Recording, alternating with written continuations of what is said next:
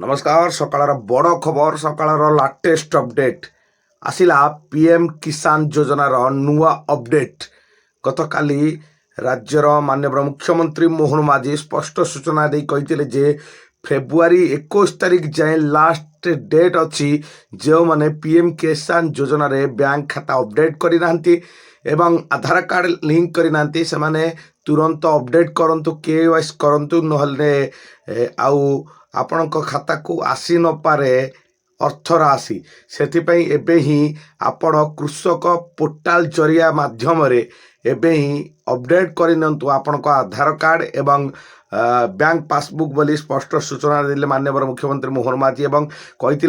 Last date होउची February 21 तारिख February 21 तारिख पर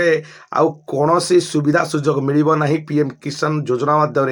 आउ कौनसी अपडेट करहबनी तेणु से लास्ट डेट होउची फेब्रुआरी 21 तारिख सुधा ही आपण पीएम किसान योजना रे जदि आधार कार्ड एवं बैंक पासबुक अपडेट होइनी एबे ही अपडेट करंतु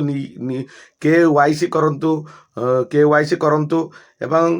जदि कौनसी त्रुटि रोचे असुविधा रोचे ताले कृषक पोर्टाल माध्यम अभियोग शुणाई पारिबे जा सकाळ बड़ खबर सकाळ।